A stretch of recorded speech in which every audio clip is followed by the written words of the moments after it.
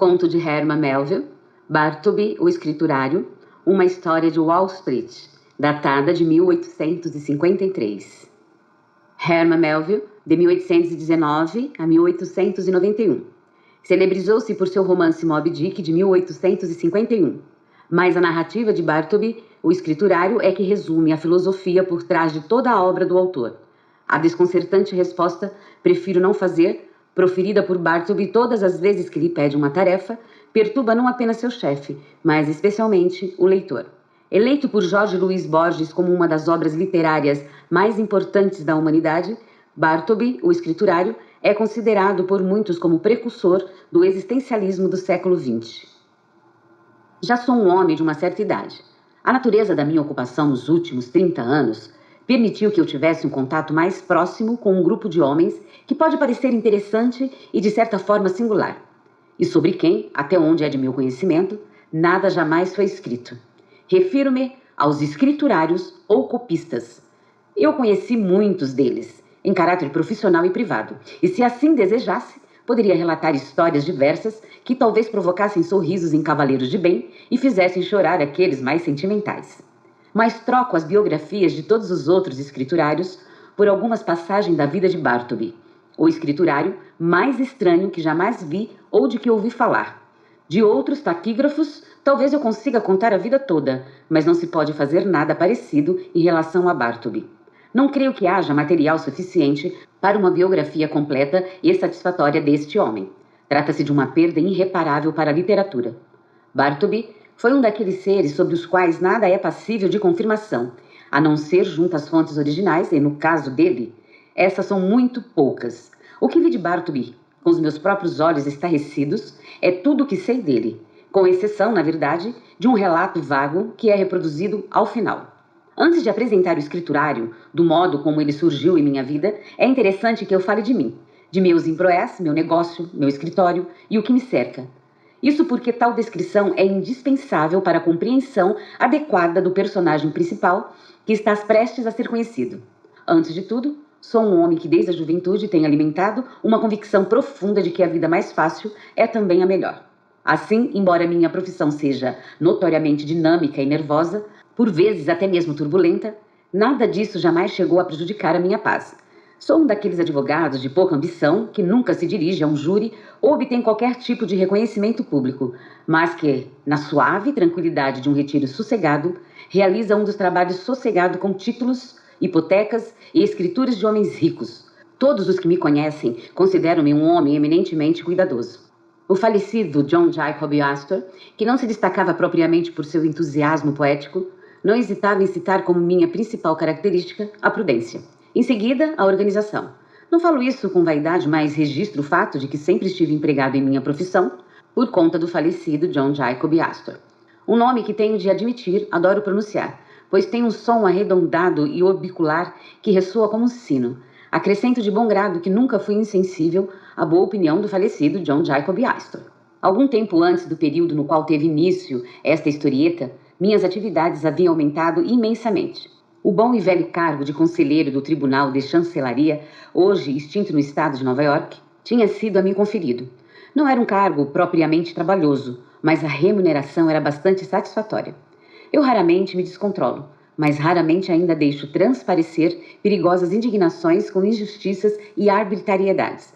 Mas creio que posso me dar o direito de ser impulsivo e declarar que considero a repentina e violenta extinção do referido cargo pela nova Constituição um ato prematuro, visto que eu havia dado como certos lucros do arrendamento vitalício e que recebia os proventos apenas por poucos anos. Mas isso não tem qualquer importância. Meu conjunto de salas era igual ao do segundo andar do número da Wall Street. De um lado, a vista era para as paredes brancas do interior de um grande poço de luz, que abarcava o prédio de alto a baixo. Essa vista podia ser considerada mais insípida do que qualquer outra coisa e carente daquilo que os paisagistas chamam de vida.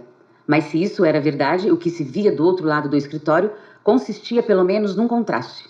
Nessa direção, as janelas abriam-se completamente para uma imensa parede de tijolos escurecida pelo tempo e pela permanente ausência de sol. Não era necessária qualquer luneta para desvendar as belezas ocultas dela. Para a sorte de todos os espectadores míopes, ela ficava a 3 metros de minhas vidraças. Devido à grande altura dos prédios ao redor e ao fato de que meu escritório ficava no segundo andar, o espaço entre essa parede e a minha assemelhava-se muito com uma imensa cisterna quadrada. No período imediato anterior ao surgimento de Bartleby, eu tinha 2 pessoas trabalhando comigo como copistas e um rapaz promissor como mensageiro. O primeiro chamava-se Cherokee, o segundo Nappers e o terceiro Ginger Nuts. Ainda que esses pudessem ser mesmo seus nomes, dos tipos não encontrados usualmente nos cartórios, eram somente apelidos trocados entre meus 3 funcionários e que supostamente tinham ligação com suas personalidades e características. Turkey era um inglês baixinho e gorducho, mais ou menos da minha idade, ou seja, beirando os 60 anos. Pela manhã pode-se dizer, seu rosto tinha um alegre tom rosado. Entretanto, após o meio-dia, seu horário de almoço, ele queimava como uma lareira repleta de brasas. E continuava ardendo do mesmo modo, mas arrefecendo-se pouco a pouco até aproximadamente às 6 da tarde. A partir de quando eu não via mais seu rosto, que atingindo o meridiano com o sol, parecia também anoitecer com ele, para no dia seguinte surgir, atingir seu ápice e pôr-se com igual regularidade à glória indefectível. Durante o curso da minha vida, tomei conhecimento de inúmeras coincidências peculiares. E entre a não menos importante, estava o fato de que precisamente no momento crítico em que a fisionomia vermelha e radiante de Turkey exibia seus raios mais ardentes, começava o período do dia a partir do qual eu considerava suas capacidades profissionais seriamente prejudicadas pelo restante das 24 horas. Não que ele se entregasse à indolência ou tivesse aversão ao trabalho, longe disso. A dificuldade era que ele tinha a capacidade de ser, de um modo geral, energético demais.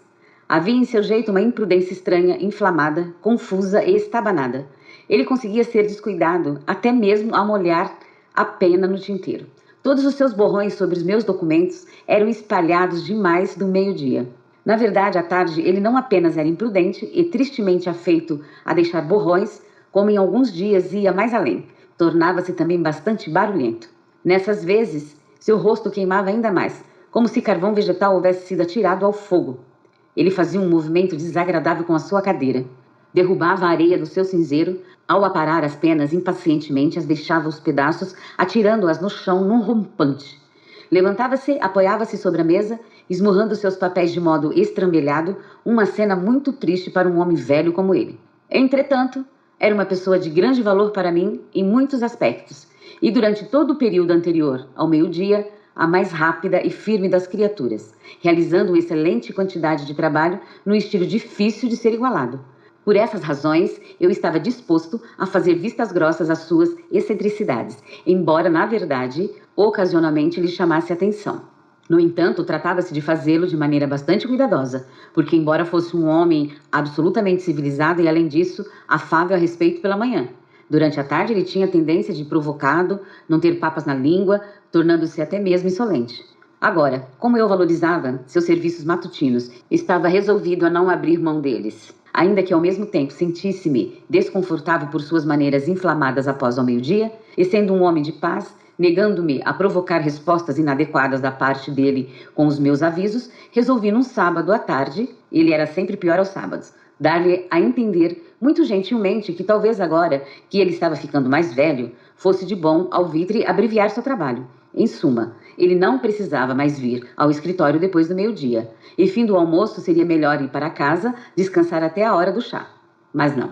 Ele insistiu com sua dedicação vespertina, seu semblante tornou-se intoleravelmente fervoroso, enquanto ele assegurava-me eloquentemente, gesticulando com uma longa régua em punho do outro lado da sala, que se seus serviços pela manhã eram úteis, quão indispensável seria então à tarde? Com o devido respeito, senhor, disse Turkey. Nessa ocasião, considero-me seu braço direito. Pela manhã tudo o que faço é organizar e desenvolver minhas colunas, mas à tarde tomo a dianteira, galantemente ataco o adversário assim. Continuou fazendo um violento gesto com a régua. Mas os borrões, Turkey, intimei-o. É verdade, mas, com o devido respeito, senhor, atente para esses cabelos. Estou ficando velho. Certamente, senhor, um borrão ou outro numa tarde quente não podem ser imputados severamente contra cabelos grisalhos. A idade avançada, ainda que deixe borrões nas páginas, é honrosa. Com o devido respeito, senhor, ambos estamos ficando velhos. Era difícil resistir a esse apelo à minha simpatia. De todo modo, percebi que ele não iria embora. Então, decidi-me por deixá-lo ficar, resolvendo, todavia, assegurar-me de que durante as tardes ele trabalhasse com documentos menos importantes. Nappers, o segundo da lista, era um jovem de barba, pálido e com um ar de pirata, de aproximadamente 25 anos. Sempre o vi como vítima de dois poderes perversos: ambição e indigestão. A ambição revelava-se por uma certa impaciência com as funções de um simples copista, uma usurpação injustificada de assuntos estritamente profissionais, como a redação original de documentos legais. A indigestão parecia revelar-se num ocasional mau humor, nervoso e uma irritabilidade crônica, fazendo com que seus dentes rangessem de forma audível com erros cometidos durante o expediente. Maledicências desnecessárias, ditas entre os dentes no calor do trabalho. Destacava-se especialmente um descontentamento crônico com a altura da mesa em que trabalhava. Apesar de toda sua engenhosidade mecânica, Nappers nunca conseguia fazer com que sua mesa ficasse do seu agrado. Ele usava as lascas de madeira como apoio, assim como blocos de diferentes tipos e pedaços de papelão. Chegou ao ponto de tentar um delicado ajuste com restos de papel mata-borrão dobrados. Mas nenhuma invenção correspondia às suas expectativas. Se para aliviar as costas ele deixasse a tampa da mesa num ângulo reto em direção a seu queixo e escrevesse ali como se utilizasse o telhado escarpado de uma casa holandesa como escrivania, dizia que aquilo lhe prejudicava a circulação dos braços. Se depois tivesse abaixado a mesa até a cintura e escrevesse inclinado, sentia uma forte dor nas costas. Em resumo, a verdade era que Nappers não sabia o que queria. Ou se queria alguma coisa, era se livrar completamente da mesa de escriturário.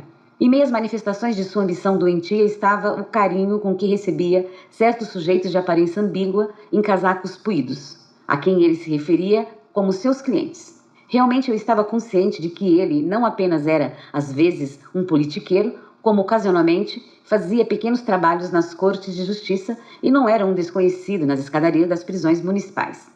Tenho boas razões para crer, contudo, que o indivíduo que o procurou em meu escritório e que com grande ares insistiu ser seu cliente não era mais do que um credor e o suposto título de propriedade uma cobrança. Mas com todas as suas falhas e aborrecimentos que ele me causava, Nappers, como seu compatriota Turkey, eram homens muito úteis.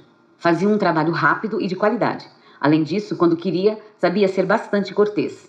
Acrescente-se a isso o fato de que ele estava sempre vestido de maneira cavalheiresca. Assim, incidentalmente, emprestava credibilidade ao meu escritório. Já em relação a Turkey, não era nada fácil evitar que sua aparência me incomodasse. Suas roupas pareciam estar sempre encebadas e cheirando a comida. No verão, ele usava calças bem largas e soltas no corpo. Seus casacos eram execráveis. O chapéu impossível de ser tocado, mas enquanto o chapéu me era algo indiferente, haja vista que, graças à civilidade e à deferência inerentes à sua educação britânica, ele o tirava no instante em que adentrava a sala. O casaco era um outro problema. Eu cheguei a conversar com ele a respeito dos casacos, o que não surtiu efeito. A verdade era, acredito, que um homem com uma renda tão pequena não tinha condições de exibir simultaneamente fisionomia e casacos de qualidade. Como bem observou Nappers, numa ocasião, o dinheiro de Turkey ia ser principalmente em tinta vermelha. Num dia de inverno, presenteei Turkey com um dos meus casacos de aparência altamente respeitável, cinza, forrado, absolutamente confortável, com botões desde a altura dos joelhos até o pescoço. Pensei que Turkey apreciaria o favor e ficaria mais calmo durante as tardes. Mas não. Acredito que se agasalhar de cima a baixo com um casaco tão felpudo e acolchoado surtiu nele um efeito pernicioso. Isso pelo mesmo princípio que faz com que a veia em excesso seja prejudicial aos cavalos. Na verdade, tão certo como uma alergia, assim como se diz que um cavalo inquieto sente sua veia, Turkey sentiu seu casaco. Deixou-lhe insolente. Era um homem a quem a prosperidade fazia mal. Embora eu tivesse algumas suspeitas a respeito dos hábitos desleixados de Turkey, em relação a Nappers, eu estava bem convencida de que qualquer que fosse seus defeitos, em outros aspectos, ele ao menos era um jovem abastêmio. Mas realmente a natureza parecia ter sido sua própria fornecedora de vinhos e, quando ele nasceu, dotou-o de uma disposição tão ácida que tornou todas as doses subsequentes desnecessárias. Quando paro para pensar em como, em meio ao silêncio de meu escritório, Nappers às vezes se levantava impacientemente de sua cadeira e, inclinando-se sobre a mesa, abria bem os braços, agarrava a escrivania e sacudia no chão, num movimento raivoso e bruto, como se a mesa fosse um perverso agente voluntário que tentava contrariá-lo e afringi-lo. Simplesmente percebo que a bebida era absolutamente desnecessária para ele. Foi uma sorte para mim que, graças à sua causa peculiar, a indigestão, a irritabilidade e o consequente nervosismo de Nappers eram perceptíveis principalmente pela manhã, enquanto que à tarde ele era comparativamente tranquilo. Assim como os paroxismos de Turkey surgiram apenas por volta do meio-dia, eu nunca tive de lidar com as excentricidades dos dois simultaneamente. Seus ataques se revezavam como guardas. Quando os de Nappers começavam, o de Turkey terminava, e vice-versa. Era um bom acordo natural, haja vista as circunstâncias. Ginger Nut era o terceiro em minha lista. Era um rapazote de aproximadamente 12 anos de idade. Seu pai era um carroceiro que, antes de morrer, sonhava em ver o filho como passageiro de uma carruagem e não como seu guia. Então mandou ao meu escritório como aprendiz de direito, mensageiro e faxineiro, em troca de $1 por semana. O menino tinha uma pequena mesa que não usava muito. Quando inspecionada, a gaveta revelava montes de cascas diferentes de tipos de nozes. De fato, para esse jovem esperto, toda a nobre ciência das leis estava contida numa casca de noz. Entre a mais importante função de Ginger Nut, que ele realizava com total entusiasmo, estava de fornecedor de bolinhos de gengibre e maçã para Turkey e Nappers. Como fazer cópias de documentos legais é um trabalho proverbialmente árido e seco, meus 2 escriturários eram obrigados a frequentemente umedecerem a boca com os Spitzenbergs, vendidos nos inúmeros estabelecimentos próximos da alfândega e dos correios. Eles também frequentemente mandavam Ginger Nut buscar aquele bolinho peculiar, pequeno, redondo, achatado e muito condimentado, que dera origem ao seu apelido. Numa manhã fria e de pouco trabalho, Turkey era capaz de devorar inúmeros desses bolinhos, como se fossem simplesmente biscoitos. Na verdade, eles são vendidos em porções de 6 ou 8 por penny, com o ranger de sua pena fundindo-se com o triturar das partículas crocantes em sua boca. Numa das tardes em que sua agitação atingiu um nível muito alto, Turkey usou um pedaço do bolo de gengibre que mastigava para selar uma hipoteca.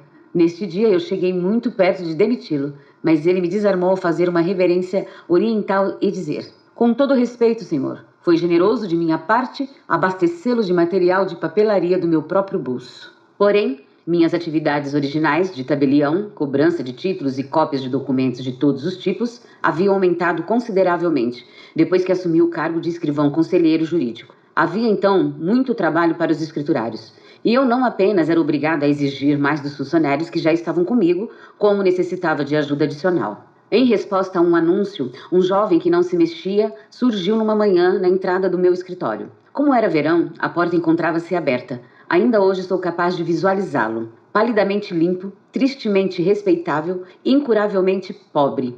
Era Bartleby. Depois de algumas palavras a respeito de suas qualificações, contratei-o. Satisfeito por ter em minha equipe de copistas um homem de aspecto tão singularmente sossegado, que eu acreditei poder ser benéfico ao temperamento excêntrico de Turkey e o gênio explosivo de Nappers. Eu deveria ter informado antes que meu escritório tinha portas vai-vem de vidro fosco, separando a área do escritório ocupada por meus escriturários daquela ocupada por mim. Dependendo do meu humor, eu as deixava abertas ou fechadas.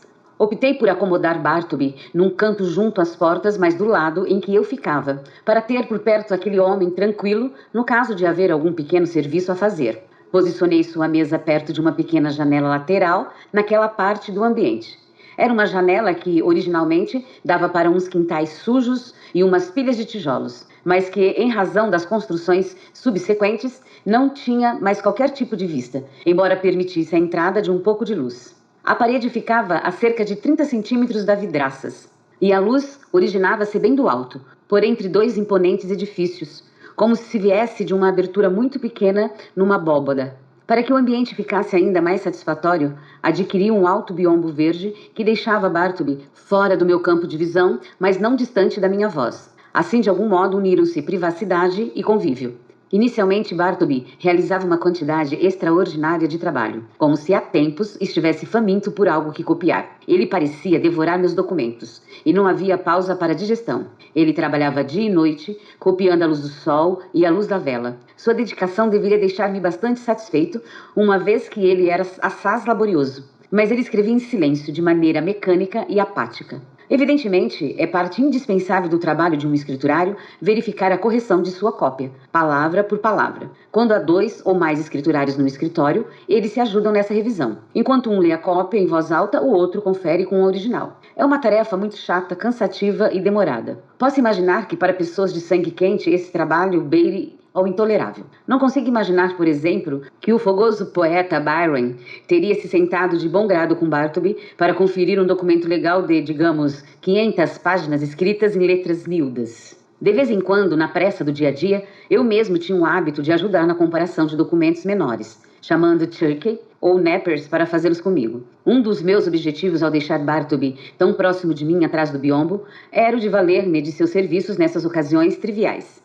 Foi, creio, no 3º dia de trabalho dele comigo, e antes de surgir qualquer necessidade de que sua própria escrita fosse examinada, que por estar muito apressado para finalizar um pequeno serviço sobre minha responsabilidade, chamei Bartleby repentinamente. Apressado e com a natural expectativa de ser atendido prontamente, sentei-me com a cabeça curvada sobre o original em minha mesa e estendi a mão direita para o lado, alcançando nervosamente a cópia, de maneira que Bartleby pudesse apanhá-la assim que emergisse de seu isolamento e começasse a trabalhar sem qualquer demora. Era nessa exata posição que eu me encontrava quando chamei-o, dizendo rapidamente o que queria que ele fizesse, mais precisamente checar um pequeno documento comigo. Imagine minha surpresa, ou melhor, minha consternação, quando, sem se mover de sua privacidade, Bartleby respondeu num tom de voz singularmente suave e firme: "Prefiro não fazer." Sentei-me no mais absoluto silêncio durante alguns instantes, tentando recompor meu abalado raciocínio. De imediato ocorreu-me que eu tinha sido enganado por meus ouvidos ou que Bartleby não tinha compreendido o que eu quisera dizer. Fiz novamente o pedido no tom mais claro que consegui, mas a resposta anterior veio com a mesma clareza: "Prefiro não fazer." "Prefere não fazer?" Repeti, levantando-me alterado e cruzando a sala a passos largos. "O que você quer dizer com isso? Você está maluco? Quero que você me ajude a comparar esta folha aqui. Tome." Empurrei o papel em sua direção. "Prefiro não fazer", disse. Olhei para ele firmemente. Sua expressão era tranquila. Seus olhos cinzentos, calmos e opacos. Nenhuma nesga de preocupação o afetava. Se houvesse o menor sinal de inquietação, raiva, impaciência ou impertinência em suas maneiras, em outras palavras, se houvesse qualquer coisa ordinariamente humana a respeito dele, não havia dúvidas de que eu deveria tê-lo expulsado do escritório violentamente. Mas naquelas circunstâncias, eu pensaria antes em jogar porta fora o meu busto de Cícero em gesso branco. Fiquei olhando para Bartleby por uns instantes, enquanto ele continuava com a sua própria cópia. E voltei a sentar-me em meu lugar. Isso é muito estranho, pensei. Qual seria a melhor coisa a se fazer? Mas eu estava atrasado com o meu trabalho. Optei por esquecer a questão naquele instante, reservando-a para um tempo livre. Então chamei Nappers da outra sala e o documento foi rapidamente checado. Alguns dias depois disso, Bartleby concluiu 4 longos documentos, quadruplicatas de um testemunho de uma semana de duração tomado diante de mim no Supremo Tribunal. Era preciso conferi-los. Era um processo importante e era imperativo que houvesse grande precisão no trabalho. Com tudo pronto, chamei Turkey, Nappers e Gingernet da sala ao lado, pensando em distribuir as cópias entre os meus 4 funcionários e ler a partir do original. Consequentemente, Turkey, Nappers e Gingernet sentaram-se em fila, cada um com seu documento em punho, quando chamei Bartleby para se unir a esse interessante grupo. "Bartleby, depressa! Estou esperando!" Ouvi os pés da sua cadeira arrastando-se lentamente no chão sem tapete, e ele apareceu a seguir, ficando de pé à entrada do seu eremitério. "O que deseja?" perguntou ele calmamente. As cópias, disse eu apressado. "Vamos examiná-las. Aqui." E alcancei-lhe a 4ª cópia. "Prefiro não fazer", disse ele, desaparecendo tranquilamente atrás do biombo. Por alguns instantes vi-me transformando numa estátua de sal, parado diante da fileira de funcionários sentados. Depois de me recuperar, avancei em direção ao biombo e exigi que ele me explicasse a razão para tal extraordinária conduta. "Por que você se recusa?" "Prefiro não fazer." Com qualquer outro homem eu teria ficado imediatamente irado, desdenhado tudo o que viesse a ser dito e enxotado-o de maneira desrespeitosa de perto de mim. Mas havia algo em relação a Bartleby que não apenas me desarmava estranhamente, como de um modo maravilhoso tocava-me e desconcertava-me. Comecei a argumentar com ele. "São suas próprias cópias a que estamos prestes a examinar. Isso vai poupar trabalho a você, porque uma única checagem vai dar por finalizados seus 4 documentos. Sempre fazemos isso. É dever de cada escriturário ajudar a conferir sua própria cópia. Não é assim? Você não vai falar nada? Responda." "Prefiro não responder", replicou ele num tom suave. Tive a impressão de que, enquanto eu estivera dirigindo-lhe a palavra, ele refletira cuidadosamente sobre cada uma de minhas declarações, compreendera completamente seus significados e não pudera contrariar a conclusão irresistível. Mas, ao mesmo tempo, alguma consideração superior prevalecera e ele acabara respondendo daquela maneira. Você está decidido, então, a não cumprir com minha solicitação. Uma solicitação usual e de bom senso? Rapidamente lhe deu a entender que, dessa vez, meu julgamento estava perfeito. Sim, sua decisão era irreversível. Não são raros casos em que um homem intimidado de uma maneira irracional e sem precedentes tenha suas crenças mais básicas abaladas. Ele começa aparentemente a supor de modo vago que, por mais maravilhosas que possam ser, toda a justiça e toda a razão estão do outro lado. Consequentemente, se há quaisquer pessoas desinteressadas presentes, ele se vira para elas em busca de algum reforço para o seu próprio pensamento hesitante. Turkey, disse eu, o que você pensa disso? Não estou certo. Com todo respeito, senhor, disse Turkey, com seu tom mais brando. Eu acredito que o senhor está com a razão. Nepers, disse eu, o que você acha disso? Acho que eu deveria expulsá-lo do escritório.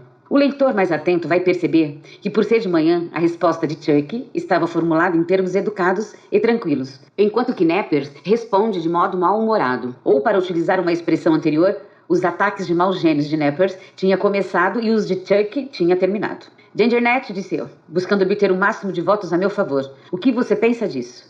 Eu acho, senhor, que ele é meio maluco, respondeu Ginger, com um sorrisinho no canto da boca. Você ouviu o que eles disseram? Disse eu, virando-me em direção ao biombo. Vem até aqui e cumpra o seu dever. Mas ele não deu qualquer resposta. Refleti por um instante em profunda perplexidade. Mais uma vez, os negócios me apressavam. Decidi novamente adiar a consideração deste dilema para o meu tempo livre.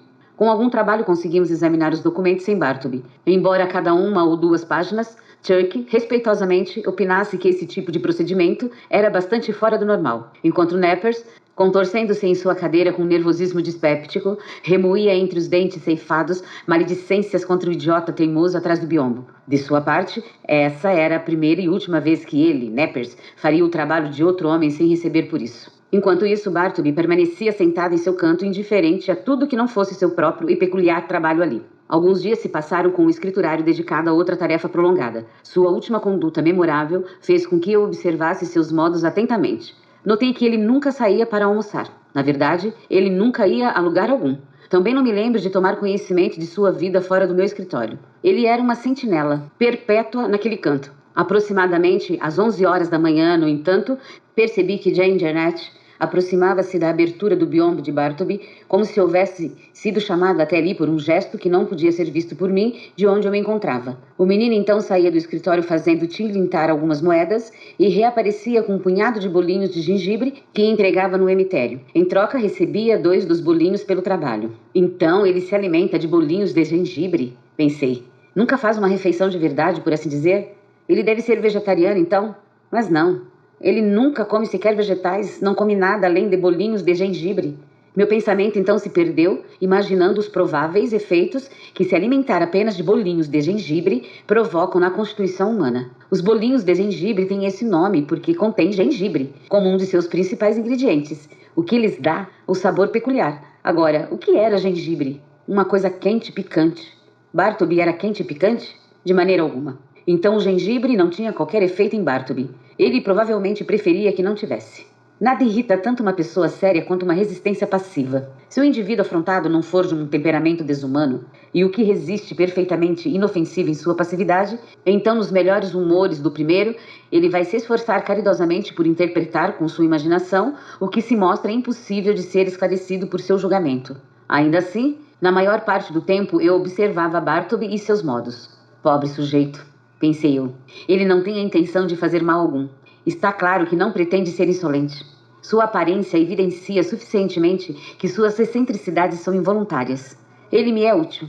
Me dou bem com ele. Se eu demiti-lo, ele pode acabar com algum empregador menos generoso, sendo maltratado e talvez miseravelmente levado a passar fome. Sim, aqui eu consigo obter uma deliciosa autoaprovação sem muito custo. Poder auxiliar Bartleby, agradá-lo em sua estranha teimosia vai me custar nada ou muito pouco, enquanto que eu reservo em minha alma o que futuramente pode vir a ser um doce consolo para minha consciência. Mas esse estado de espírito não estava invariavelmente comigo. A passividade de Bartleby às vezes me irritava. Eu me sentia estranhamente disposto a provocar uma nova oposição de sua parte para arrancar alguma fagulha de raiva dele a que eu pudesse responder da mesma forma. Mas era o mesmo que tentar fazer fogo esfregando o nós nos 2 dedos numa barra de sabão Whindersson. Uma tarde, porém, fui dominado por um impulso diabólico e sucedeu-se a seguinte cena. Bartleby, disse eu, quando todos esses documentos estiverem copiados, vou checá-los com você. Prefiro não fazer. Como assim? Você certamente não pretende insistir nessa teimosia caprichosa.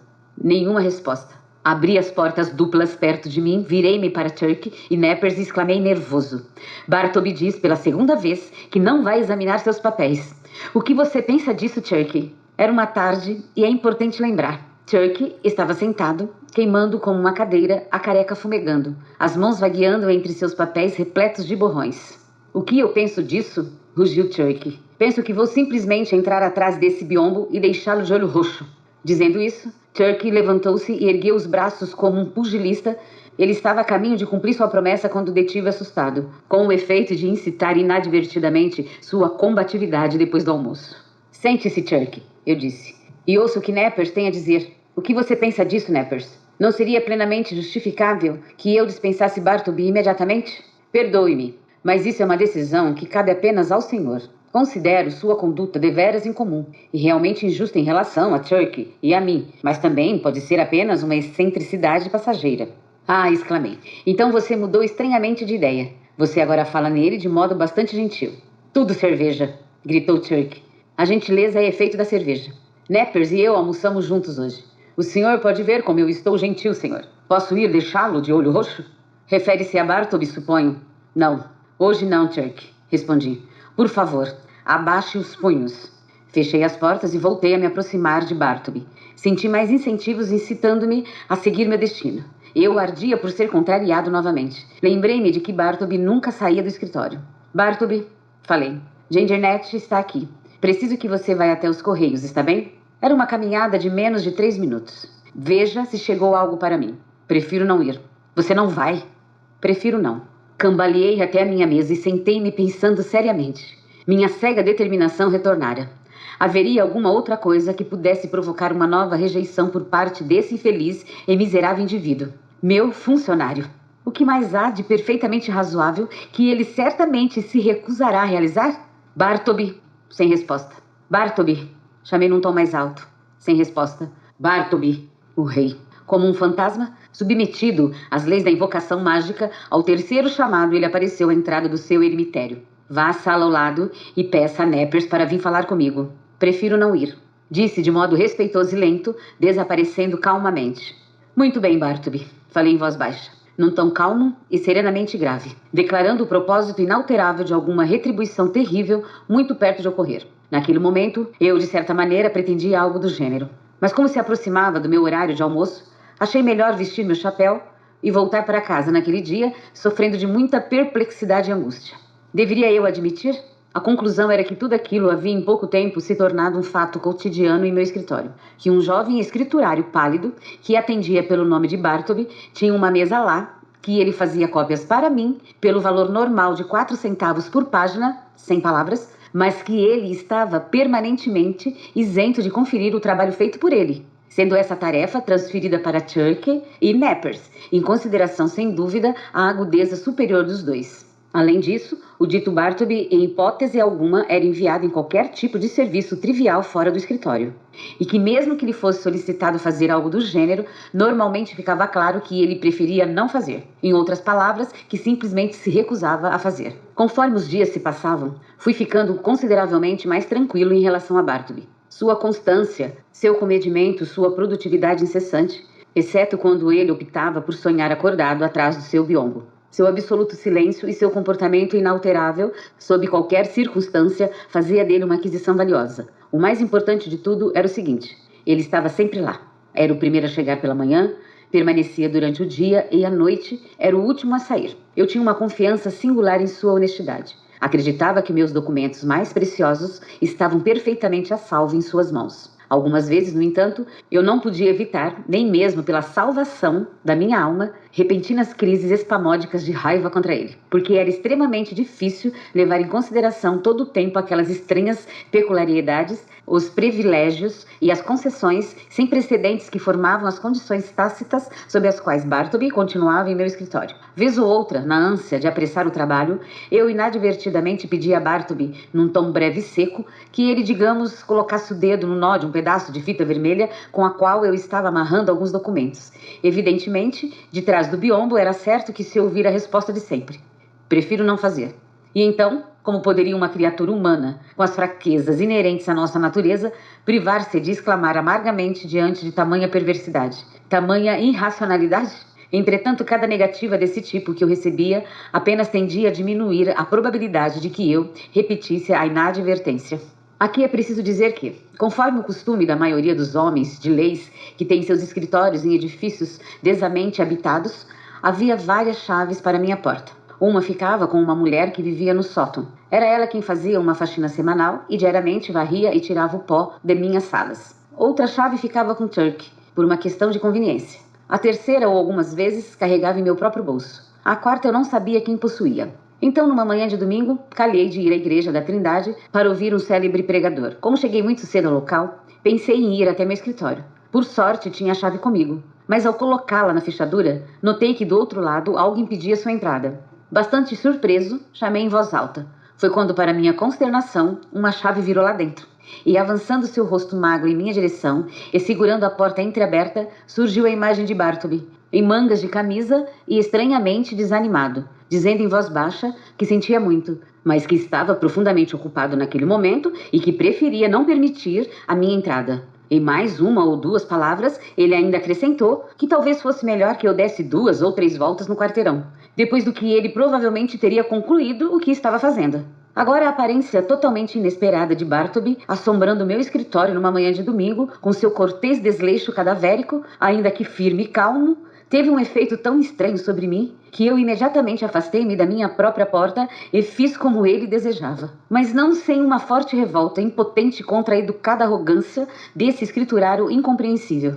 Na verdade, foi principalmente sua incrível delicadeza que não apenas me desarmou, como aparentemente castrou-me. Porque eu considero castrado um homem que permite tranquilamente que seu funcionário lhe dê ordens e diga-lhe para retirar-se do seu próprio imóvel. Além do mais, fui invadido por um enorme desconforto ao pensar no que Bartleby poderia estar fazendo em meu escritório, em mangas de camisa e também em total desalinho numa manhã de domingo. Estaria acontecendo algo errado? Negativo. Isso estava fora de questão. Não se podia pensar por um segundo sequer que Bartleby fosse uma pessoa imoral. Mas o que poderia ele estar fazendo ali? Copiando? Negativo novamente. Quaisquer que pudessem ser suas excentricidades, Bartleby era eminentemente uma pessoa do maior decoro. Ele seria o último homem a sentar-se na sua mesa em qualquer estado minimamente próximo da nudez. Além disso, era domingo, e havia algo em Bartleby que impedia a suposição de que ele violaria as propriedades do dia em qualquer ocupação profana. Entretanto, eu não tinha conseguido me tranquilizar, e cheio de uma curiosidade incansável, ao menos retomei a porta. Rapidamente enfiei a minha chave, abri a fechadura e entrei no escritório. Bartleby não estava à vista. Olhei ansiosamente ao redor, espiei atrás de um biombo, mas era claro que ele não estava mais ali. Examinando o local mais cuidadosamente, supus que por um período de tempo indefinido, Bartleby provavelmente comera, vestira-se e dormira em meu escritório. E tudo isso sem prato, espelho ou cama. O assento estofado de um velho sofá desconjuntado num canto dava a leve impressão de que um corpo magro havia se deitado ali. Enrolado embaixo de sua mesa, encontrei um cobertor. Sobre a grelha da lareira vazia, uma lata de graxa e uma escova. Numa cadeira, uma bacia com sabão e uma toalha áspera. Num jornal, migalhas de bolo de gengibre e um pedaço de queijo. Sim, pensei. É bastante evidente que Bartleby via fazendo dali o seu lar, seu quarto celibatário. Então um momento tomou imediatamente o meu pensamento. Que miseráveis falta de amigos e solidão se revelaram naquele instante. Sua pobreza é imensa, mas sua solidão que terrível. Pense nisso, num domingo, Austrite é tão deserto como Petra, e todas as noites de todos os dias são um imenso vazio. E até este prédio, que nos dias de semana reverbera vida e produtividade, a noite ecoa de tão absolutamente vazio e fica abandonado durante todo o dia de domingo. E é aqui que Bartleby faz seu lar. Único espectador de uma solidão que ele já viu populosa. Uma espécie de Mário, inocente e transformado, meditando sobre as ruínas de Catálogo. Pela primeira vez em minha vida, Fui tomado por um sentimento de opressiva e doida melancolia. Antes eu jamais havia sentido qualquer coisa além de uma tristeza meio desagradável. O laço comum da humanidade fez com que eu fosse atingido por um irresistível desalento, uma melancolia fraternal, pois tanto eu quanto Bartleby éramos filhos de Adão.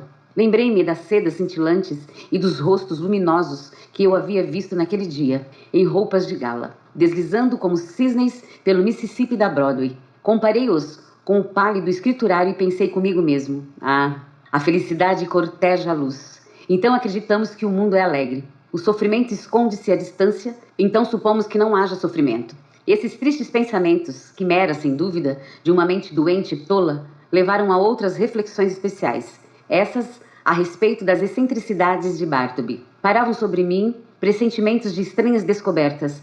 A silhueta pálida do escriturário surgia estendida entre estranhos que não se importavam com ele, envolvida em um sudário gelado. Repentinamente senti-me atraído até a escrivania fechada de Bartleby, com a chave em evidência à esquerda da fechadura. Não era minha intenção prejudicá-lo, nem buscar saciar uma curiosidade desalmada. Pensei, além disso, a escrivania é minha, assim como o que ela contém. Logo posso atrever-me a revistá-la. Tudo estava arrumado metodicamente, com os papéis guardados à mão. Os escaninhos eram fundos e, ao remover os arquivos de documentos, tateei em todos os compartimentos. Então senti algo ali e tirei-o para fora. Era um velho lenço colorido, pesado e amarrado em forma de trouxinha. Abri-o e vi que eram suas economias. Então relembrei todos os mistérios silenciosos que eu havia notado no homem.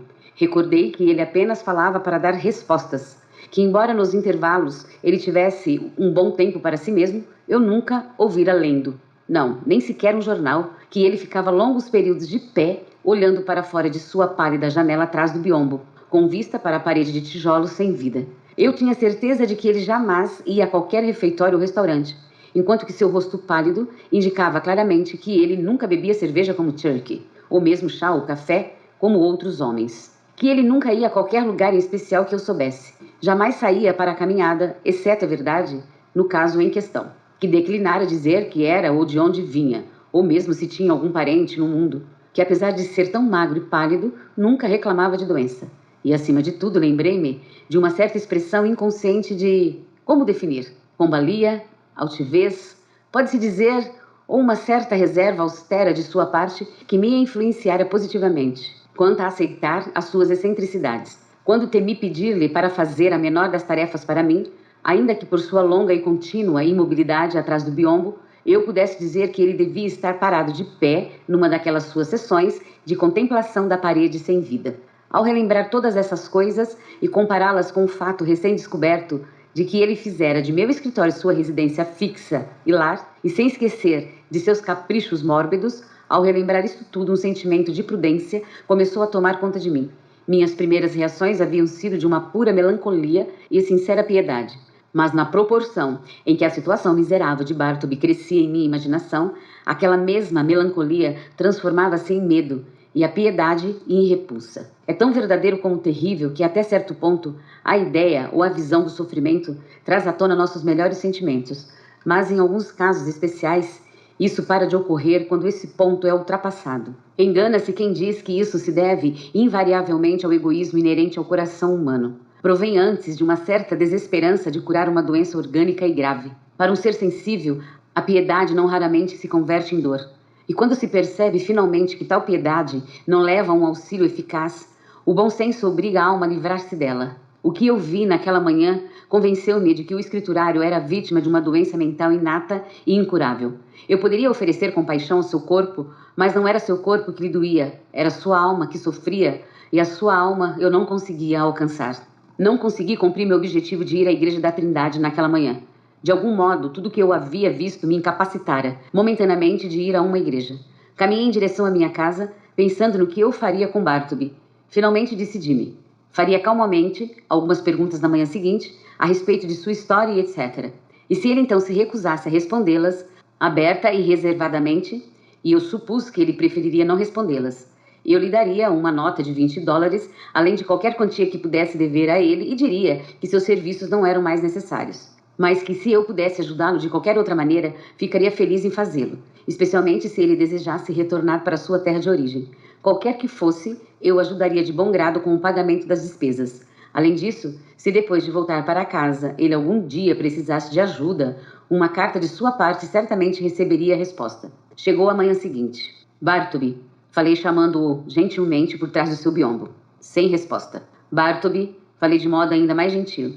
Vem aqui. Não vou pedir-lhe que faça qualquer coisa que você prefira não fazer. Apenas desejo falar-lhe. Com isso ele surgiu, silenciosamente, diante de mim. Você pode dizer-me, Bartleby, onde nasceu? Prefiro não dizer. Você me contaria alguma coisa sobre a sua vida? Prefiro não contar. Mas qual objeção razoável você pode ter quanto a falar comigo? Bartleby, eu me considero seu amigo.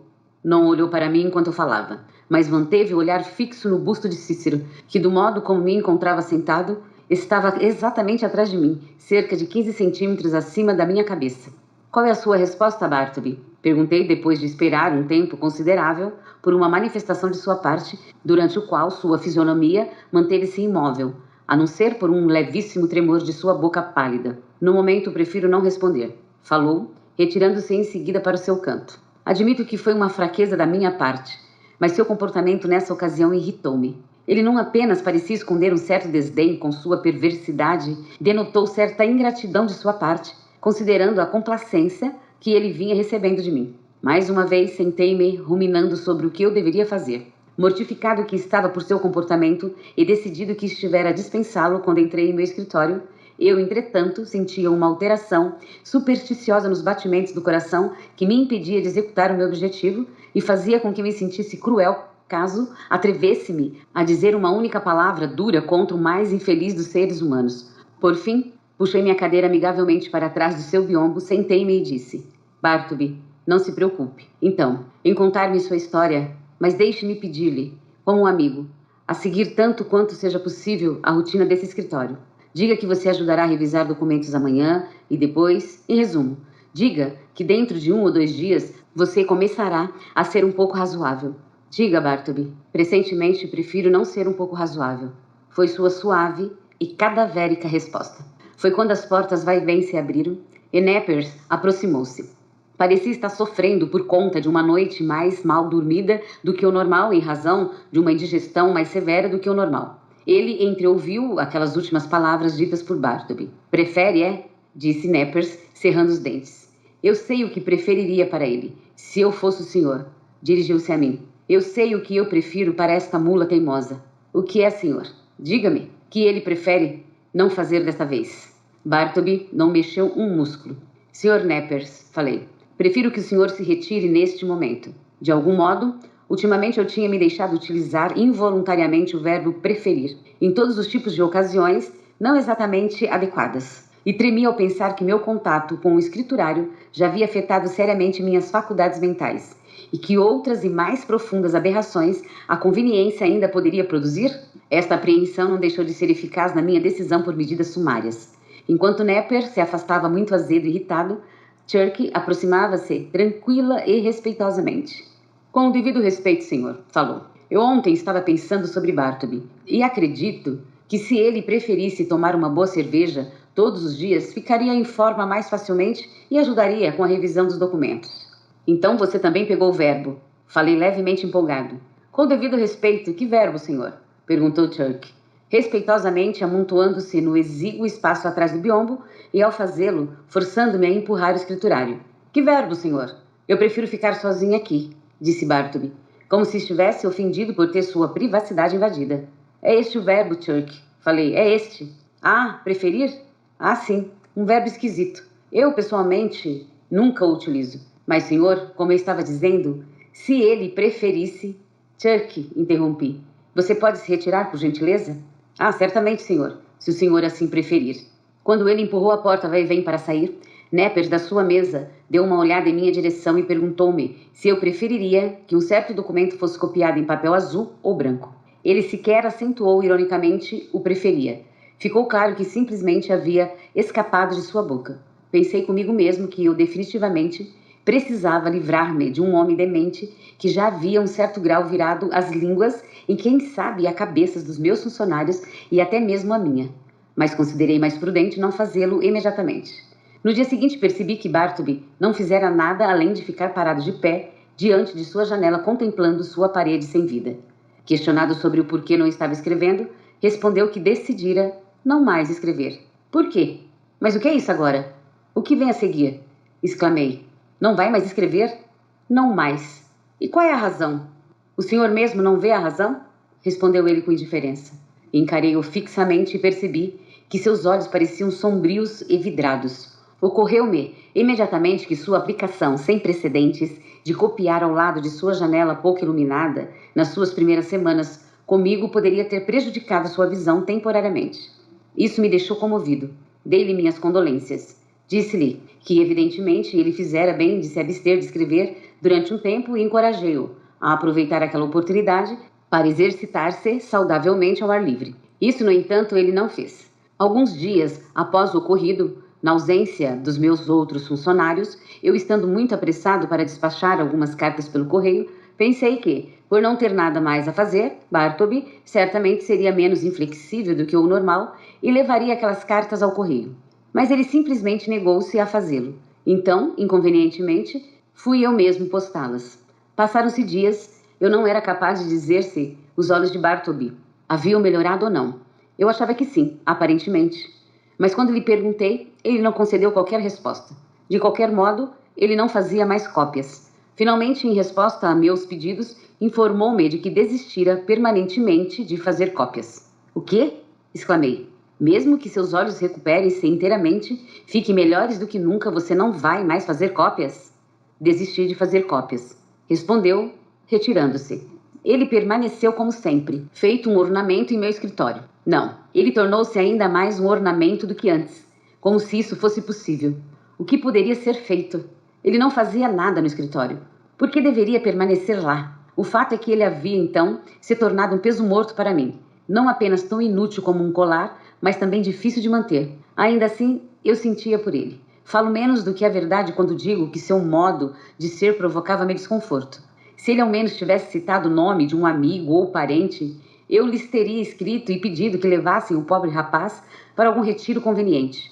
Mas ele parecia sozinho, absolutamente sozinho no universo. Um náufrago no meio do Atlântico. Por fim, necessidades ligadas ao meu negócio tiranizaram sobre quaisquer outras considerações. Do modo mais delicado que consegui, disse a Bartleby que num prazo de 6 dias ele deveria deixar o escritório incondicionalmente. Avisei-lhe que deveria providenciar nesse intervalo uma nova morada. Ofereci-me para ajudar-lhe nesta empreitada se ele desse o primeiro passo em direção à mudança. E quando você finalmente estiver fora daqui, Bartleby, acrescentei, cuidarei para que você não fique totalmente desamparado. Lembre-se, 6 dias a contar de hoje. Ao final do prazo determinado, espiei atrás do biombo e que surpresa! Bartleby estava lá. Abotoei o casaco e impertiguei-me, caminhei lentamente em sua direção, toquei-lhe no ombro e disse, chegou a hora. Você precisa deixar este escritório.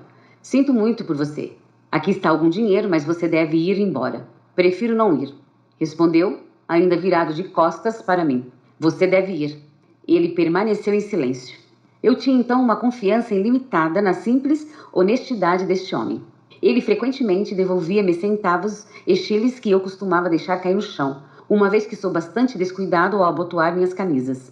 A medida que se seguiu não poderá, então, ser considerada como extraordinária. Bartleby, disse eu, devo-lhe $12 por conta do seu serviço. Aqui estão 32. Os 20 excedentes são seus. Você os aceitará? Estendi as notas em sua direção, mas ele não se mexeu. Vou deixá-los aqui, então, disse, colocando as notas debaixo de um peso de papel sobre a mesa. Apanhei o meu chapéu e a minha bengala e, caminhando para a porta, virei-me tranquilamente e acrescentei. Depois de retirar as suas coisas do escritório, Bartleby, você evidentemente trancará a porta, já que todo mundo já foi para casa, com exceção de você. E, por favor, deixe a sua chave debaixo do capacho para que eu possa pegá-la pela manhã. Provavelmente não o verei de novo, então, adeus. Se no futuro, em sua nova morada, eu puder lhe ser útil, de alguma maneira não deixe de me avisar por carta. Adeus, Bartleby. Vá em paz. Mas ele não disse uma palavra em resposta. Como a última coluna de um templo em ruínas, ele permaneceu de pé, mudo e solitário, no meio da sala deserta. Enquanto eu caminhava pensativo de volta para casa, minha vaidade sobrepujou minha piedade. Eu não podia deixar de me orgulhar do modo magistral como conseguira livrar-me de Bartleby. Digo magistral. E é assim que deve parecer-se para qualquer pensador imparcial. A beleza do meu procedimento parecia estar em sua perfeita tranquilidade. Não houve ameaças vulgares, bravatas de qualquer espécie, intimidações coléricas, vai-vens pela sala ou gritos e empurrões exigindo que Bartleby pegasse sua tralha e fosse embora. Nada do gênero. Sem levantar a voz, ordenando que Bartleby partisse.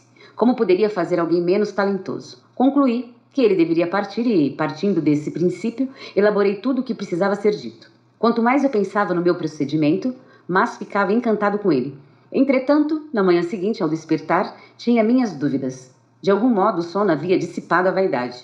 Um dos momentos mais frescos e sábios na vida de um homem é logo depois que ele acorda pela manhã. Meu procedimento parecia-me mais perspicaz do que nunca, mas apenas na teoria. Como resultaria na prática? Aí é que estava o problema. Era um pensamento verdadeiramente bonito, concluir pela partida de Bartleby. Mas afinal, aquela conclusão era apenas minha e não de Bartleby. O ponto principal não era que eu tinha de concluir que ele devia deixar-me, mas se ele preferiria fazê-lo. Ele era mais um homem de preferências do que de conclusões. Depois do de jejum, caminhei até o centro da cidade pensando nos prós e contras. Ora, eu pensava que teria sido um fracasso miserável e que Bartleby estaria em meu escritório como sempre. Ora, parecia certo que eu veria sua cadeira vazia. Então segui andando de um lado para o outro, na esquina da Broadway com o Canal Street. Vi um grupo bastante empolgado discutindo com entusiasmo. Aposto que ele não vai, disse uma voz quando passei. Não vai, apostado. Falei, mostra o seu dinheiro. Eu estava colocando instintivamente a mão em meu bolso para mostrar a minha parte quando me lembrei que era dia de eleição. A conversa que eu entreouvira não tinha nada a ver com Bartleby, mas com um sucesso ou insucesso de algum candidato à prefeitura. Com um estado de espírito inquieto, eu havia aparentemente imaginado que toda a Broadway dividia a minha expectativa e debatia comigo a minha pergunta.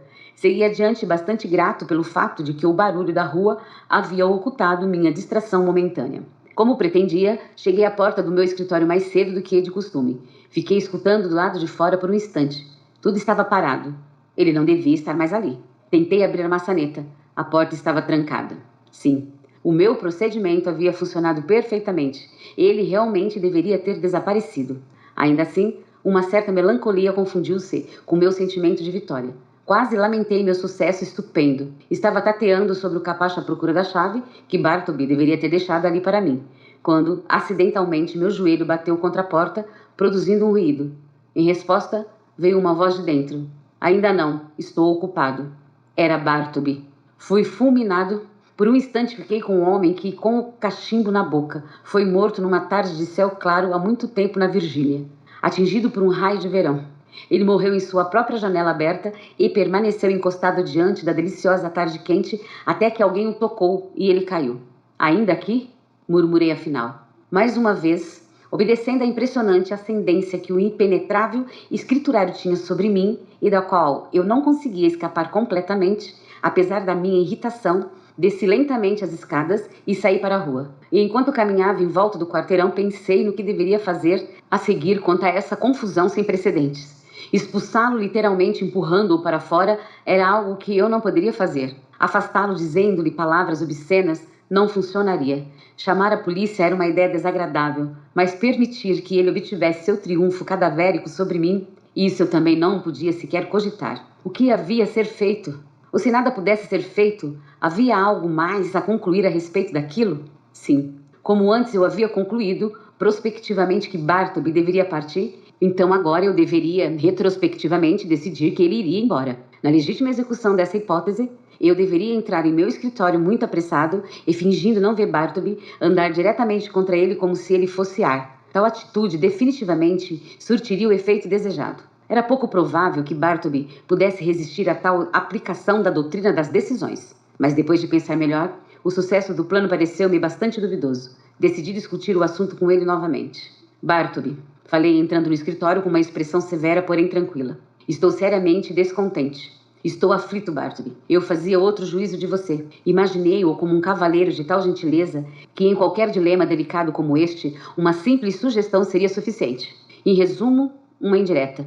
Mas aparentemente estou enganado. Mas por quê? Acrescentei sem disfarçar o meu espanto. Você sequer tocou no dinheiro. Apontei para as notas exatamente no lugar em que eu as havia deixado na noite anterior. Ele não respondeu. Você vai ou não vai me deixar? Perguntei agora num acesso de cólera, aproximando-me dele. Eu prefiro não deixá-lo, respondeu, enfatizando delicadamente a palavra não. Que direito você tem de ficar aqui? Você paga algum aluguel? Você paga meus impostos? Ou essa é a sua propriedade? Ele não respondeu. Você está pronto para voltar a escrever agora? Seus olhos se recuperaram? Você poderia copiar um pequeno documento para mim esta manhã? Ou ajudar-me a revisar algumas linhas? Ou ir até o correio? Em suma, você fará qualquer coisa que seja para justificar sua recusa em deixar este local? E ele silenciosamente retirou-se para o seu canto. Eu agora estava num estado de ira tão grande que pensei ser prudente evitar quaisquer demonstrações de minha parte. Bartleby e eu estávamos a sós. Lembrei-me da tragédia do desafortunado Adams e do ainda mais desafortunado Coach no solitário escritório deste último, e de como o pobre Coach, sendo terrivelmente provocado por Adams e permitindo-se atingir um alto estado de nervosismo, viu-se surpreendentemente levado a cometer o seu ato fatal. Um ato que certamente homem algum poderia considerar mais deplorável do que o seu próprio ator. Ocorreu-me muitas vezes durante minhas reflexões sobre o assunto que, se aquela discussão tivesse ocorrido em passeio público ou numa residência particular, o desfecho seria diferente. Foi a circunstância de estarem a dois, a sós num escritório solitário, no andar alto de um edifício inteiramente desprovido de relações domésticas humanizadoras, um escritório sem tapete, sem dúvida, e de aparência empoeirada e desagradável. Deve ter sido isso que ajudou a aumentar o irritável desespero do miserável Coach. Mas quando esse velho Adão ressentido cresceu dentro de mim e tentou-me a respeito de Bartleby, eu o dominei e expulsei-o de mim. Como? Ora, simplesmente relembrando a ordem divina.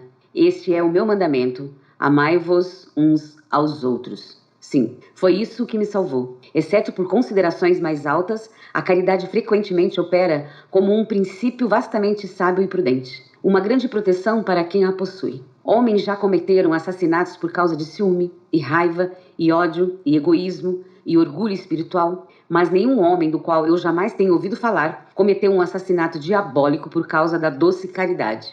Então o mero interesse próprio, se não há melhor razão para se evocar, deveria, especialmente com homens de temperamento forte, levar todos os seres a praticarem caridade e filantropia. De qualquer modo, na ocasião em que me refiro, esforcei-me para sufocar meus sentimentos de exasperação em relação ao escriturário interpretando sua conduta com benevolência. Pobre rapaz, pensei eu. Ele não é mal intencionado. Além disso, viveu tempos difíceis, merece indulgência. Esforcei-me também para ocupar-me imediatamente e, ao mesmo tempo, avaliar meu desânimo. Tentei acreditar que durante a manhã, quando lhe parecesse agradável, Bartleby, de iniciativa própria, surgiria de seu canto e marcharia decididamente em direção à porta. Mas não. Meia hora passada do meio-dia, Turkey começou a ferver, derrubou seu tinteiro e transformou-se no turbulento de sempre. Neppers foi tomado pelo silêncio e pela cortesia. Gingernet devorou sua maçã do almoço. E Bartleby continuou parado diante de sua janela em uma de suas mais profundas contemplações da parede sem vida. Dava para acreditar naquilo? Deveria eu tomar conhecimento daquilo? Naquela tarde, deixei o escritório sem dirigir qualquer outra palavra a ele. Passaram-se alguns dias, durante os quais, em intervalos de folga, eu dava uma olhada sobre a vontade de Edwards e sobre a necessidade de Priestley.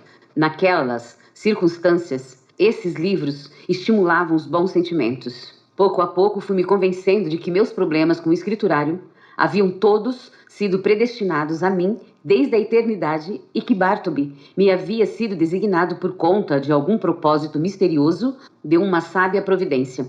Algo incompreensível para um simples mortal como eu. Sim, Bartleby, fique aí atrás do seu biombo, pensei. Não vou mais persegui-lo. Você é tão inofensivo e silencioso como qualquer uma dessas velhas cadeiras.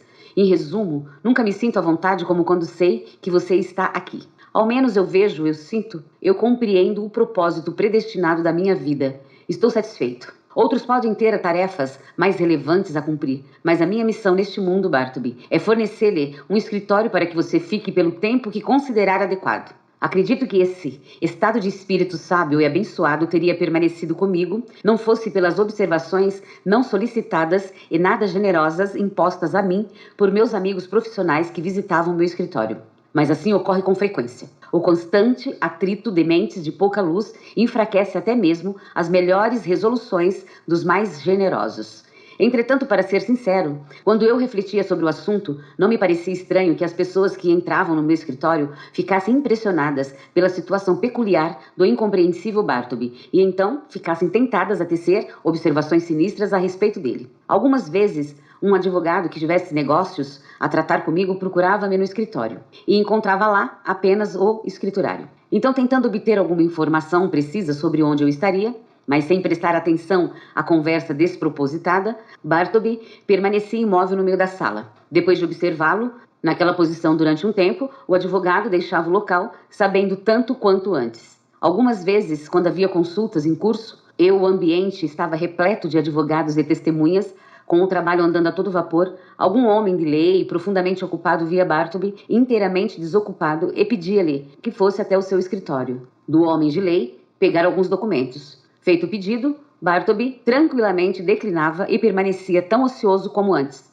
Nesse momento, o advogado encarava-o perplexo e virava-se para mim. O que eu podia dizer? Por fim, fiquei sabendo que por todo o meu círculo de conhecidos profissionais corriam boatos sobre o que estava acontecendo em relação à estranha criatura que eu mantinha em meu escritório. Isso me deixou deveras preocupado. E quando fui assaltado pelo pensamento de que ele poderia ter uma vida muito longa e continuar ocupando minhas salas, e negando minha autoridade e constrangendo meus visitantes e escandalizando minha reputação profissional, e trazendo um ar sombrio ao local, mantendo corpo e alma juntos até o final com suas economias, porque sem dúvida ele não gastava mais do que 5 centavos por dia, e no final talvez viver mais do que eu e reivindicar a posse do meu escritório por direito de ocupação perpétua.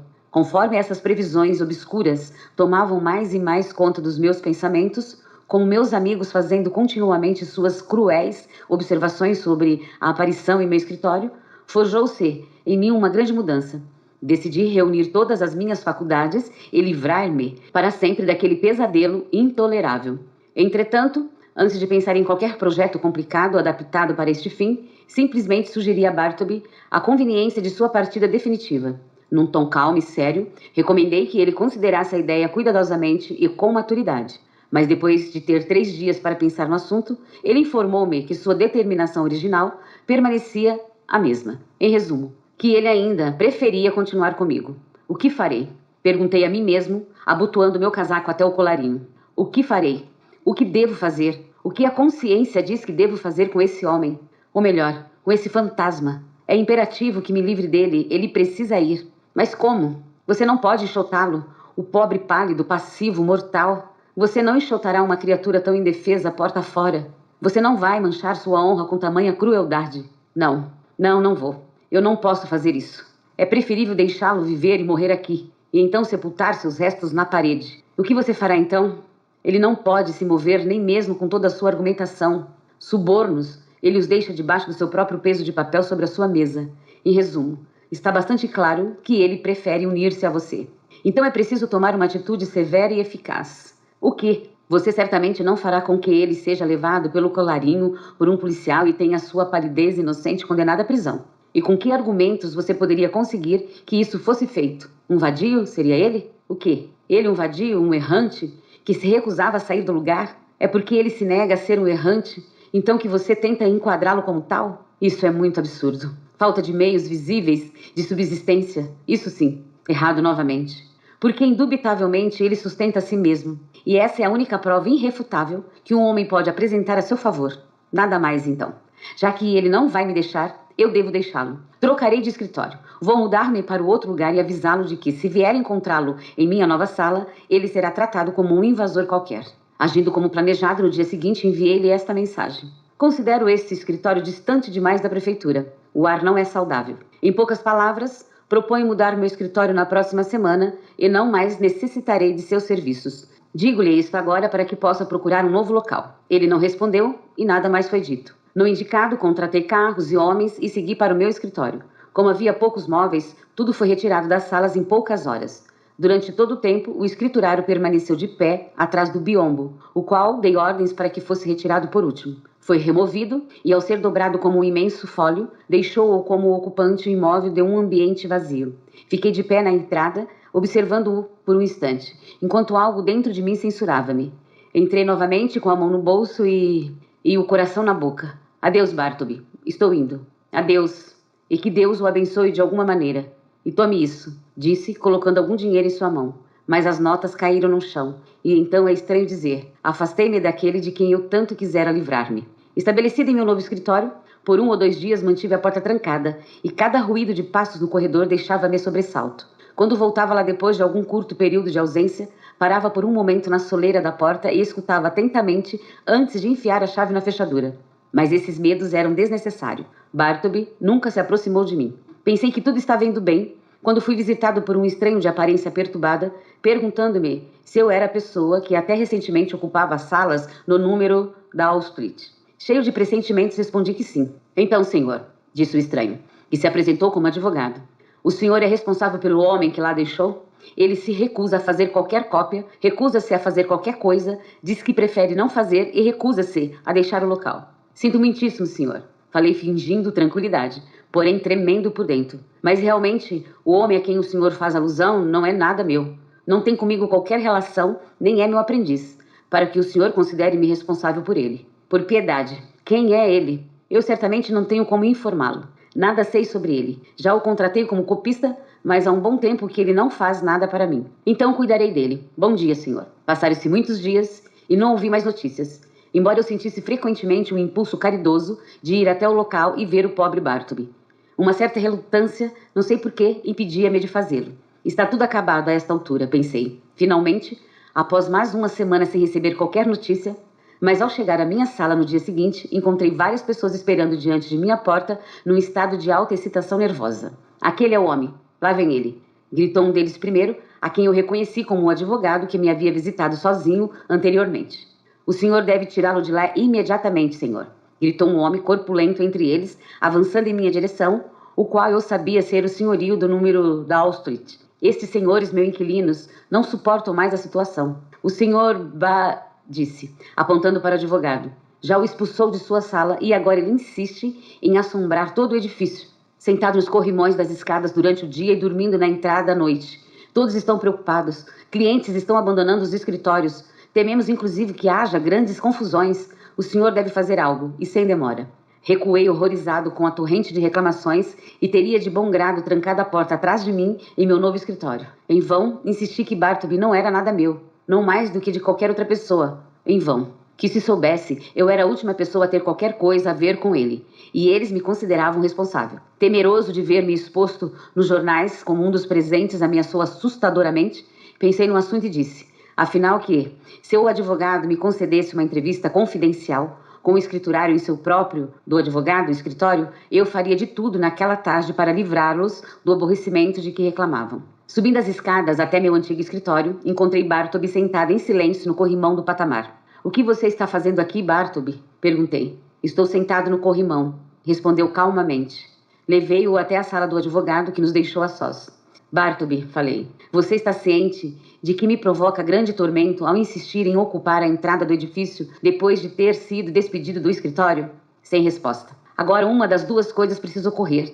Ou você faz alguma coisa ou algo será feito a você. Então, a que tipo de trabalho você gostaria de se dedicar? Você gostaria de voltar a fazer cópias para alguém? Não. Eu prefiro não fazer qualquer mudança. Você gostaria de um emprego num armazém? Fica-se muito isolado num trabalho desses. Não. Eu não gostaria de um emprego desse tipo, mas não sou exigente. Fica-se muito isolado? Gritei. Mas você mantém-se isolado o tempo todo. Prefiro não trabalhar num armazém. Respondeu, como se para deixar aquele detalhe resolvido de uma vez. Que tal tomar conta de um bar? Não há necessidade de forçar a vista num trabalho desses. Eu não gostaria nem um pouco disso. Embora, como falei antes, eu não seja exigente. Sua rara eloquência inspirou-me. Voltei à carga. Então você gostaria de viajar pelo país cobrando contas para os comerciantes? Isso faria bem à sua saúde? Não. Eu preferia fazer outra coisa. E o que lhe parece ir para a Europa como acompanhante para entreter jovens cavalheiros com a sua conversa? Agrada-lhe a ideia? De modo algum. Isso me parece muito indefinido. Gosto de ser sedentário, mas não sou exigente. Então você será sedentário? Gritei, perdendo completamente a paciência e pela primeira vez em toda a minha irritante ligação com ele, tendo um acesso de fúria. Se você não deixar este local antes do anoitecer, vou me sentir realmente tentado a deixar o local eu mesmo. Concluí de modo bastante absurdo, sem saber que tipo de ameaça fazer para tentar transformar sua imobilidade em obediência. Sem esperanças em quaisquer novas tentativas, decidi precipitadamente deixá-lo, quando me ocorreu uma última ideia que eu já havia considerado anteriormente. Bartleby, falei no tom mais gentil que consegui arranjar, levando em conta as circunstâncias enervantes. Você vai embora para casa comigo agora. Não para o meu escritório, mas para a minha casa, e permanecerá lá até que possamos decidir sobre uma solução conveniente para o seu caso com calma. Sim? Venha, vamos começar a debater o assunto agora, imediatamente. Não. Pressentemente, prefiro não fazer qualquer mudança. Não respondi, mas consegui driblar a todos com eficácia graças à rapidez de minha fuga. Saí correndo do edifício, corri pela Wall Street e em direção a Broadway. E ao pular no primeiro ônibus, logo estava fora de alcance. Assim que consegui acalmar-me, percebi claramente que agora havia feito tudo o que estava em minhas mãos, tanto em relação aos pedidos do senhorio e seus inquilinos, quanto ao meu próprio desejo e ao meu senso de dever para ajudar Bartleby e protegê-lo de toda perseguição. Agora esforçava-me para ficar inteiramente despreocupado e tranquilo, e minha consciência aprovava meu esforço, embora eu não houvesse sido realmente tão bem-sucedido em minha tentativa como poderia desejar. Eu estava tão temeroso de ser novamente perseguido pelo senhorio irado e seus inquilinos exasperados que, deixando meus negócios nas mãos de Napier durante alguns dias, percorri a parte alta da cidade e os subúrbios em meu cabriolé, cruzei até Jersey e Hoboken e fiz visitas rápidas a Manhattanville e Astoria. Na verdade, praticamente vivi em meu cabriolé durante esse período. Quando retornei ao meu escritório, que surpresa! Sobre a mesa estava um bilhete do senhorio. Abri-o com as mãos trêmulas. A nota informava que o autor havia chamado a polícia e mandado Bartleby para a prisão municipal como vadio. Além disso, como eu sabia mais sobre ele do que qualquer outra pessoa, gostaria que eu fosse até o local e fizesse um relato adequado dos fatos. Essas notícias provocaram um efeito conflitante em mim. Inicialmente, indignei-me, mas afinal quase aprovei o que havia sido feito. A disposição enérgica e sumária do senhorio levara-o a adotar um procedimento pelo qual não sei se eu mesmo teria optado. Ainda assim, em última instância, dadas as circunstâncias peculiares, parecia ser o único plano cabível. Como fiquei sabendo mais tarde, o pobre escriturário, quando soube que seria levado à prisão municipal, não ofereceu a menor resistência, mas aqueceu silenciosamente em seu modo pálido e imóvel. Alguns dos espectadores misericordiosos e curiosos uniram-se ao grupo. Liderada por um dos policiais de braços dados com Bartleby, a procissão silenciosa seguiu seu caminho através de todo o barulho, calor e alegria das ruas vibrantes da tarde. No mesmo dia em que recebi o bilhete, fui até a prisão municipal. Procurei pelo oficial responsável, disse qual era o objetivo de minha visita e fui informado de que o indivíduo por mim descrito realmente estava lá. Então assegurei ao funcionário que Bartleby era um homem absolutamente honesto e muito generoso, embora inexplicavelmente excêntrico. Contei-lhe tudo o que sabia e encerrei, sugerindo a ideia de deixá-lo permanecer confinado do modo mais indulgente possível, até que algo menos cruel pudesse ser feito, embora na realidade eu mal soubesse dizer o quê. Em todo caso, se nada mais pudesse ser decidido a respeito, o asilo dos pobres deveria recebê-lo. Então pedi para ter uma entrevista com ele. Por não estar preso sobre qualquer acusação grave e mostrar-se completamente tranquilo e inofensivo, Bartleby tinha permissão para andar livremente pela prisão e especialmente nos pátios fechados com grama. Foi onde o encontrei sozinho, no mais silencioso dos pátios, o rosto voltado para um grande muro, enquanto ao redor das estreitas brechas das janelas da prisão, pensei ter visto observarem-no os olhos de assassinos e ladrões. Bartleby, eu conheço você, disse ele, sem virar-se para olhar, e não quero lhe dizer nada. Não fui eu quem o trouxe para cá, Bartleby. Falei profundamente ferido por sua suspeita implícita. E para você, este não deve ser um lugar tão vil. Ficar aqui não é vergonhoso para você. Veja, não é um lugar tão triste como se pode imaginar. Olha, ali está o céu e aqui o gramado. Eu sei onde estou, ele respondeu, mas nada mais disse, então o deixei. Quando voltei ao corredor, um homem gordo e forte de avental veio até mim e, apontando com o dedão sobre o ombro, perguntou-me: ele é seu amigo? Sim. Ele quer morrer de fome? Se quiser, deixo-o viver com a comida da prisão e é o que basta. Quem é o senhor? Perguntei sem saber o que pensar de alguém que falava de modo tão pouco oficial num lugar daqueles. Sou o homem da boia. Alguns cavaleiros que têm amigos aqui me contratam para fornecer-lhes algo melhor para comer. Isso é verdade? Questionei virando-me para o carcereiro. Ele disse que era. Então falei, colocando algumas pratas na mão do homem da boia, porque era assim que o chamavam. Quero que você dê uma atenção especial a meu amigo. Dê-lhe a melhor comida que conseguir e seja muito educado com ele. O senhor pode me apresentar a ele? Perguntou o homem da boia, olhando para mim com uma expressão que parecia dizer que ele estava impaciente por uma oportunidade de me dar uma demonstração de sua civilidade. Pensando que seria bom para o escriturário, aqueci Perguntei o nome do homem da boia e fui com ele até onde estava Bartleby. Bartleby, esse é o Sr. Catlett. Ele vai lhe ser muito útil. Seu criado, senhor. Seu criado, disse o homem da boia, fazendo uma profunda reverência com seu avental. Espero que o senhor considere o local agradável, senhor. Ambientes espaçosos, apartamentos frescos, senhor. Espero que o senhor permaneça conosco durante um tempo. Tente tornar a sua estada agradável. Eu e a senhora Catlett podemos ter o prazer de sua companhia para o jantar, senhor, na sala particular da senhora Catlett. Prefiro não jantar hoje, disse Bartleby, virando-se. Não me cairia bem. Não estou habituado a jantares. Assim dizendo, caminhou lentamente para o lado oposto do pátio, fechado, e ficou parado encarando o muro. Como assim? Perguntou o homem da boia, dirigindo-se a mim com um olhar de espanto.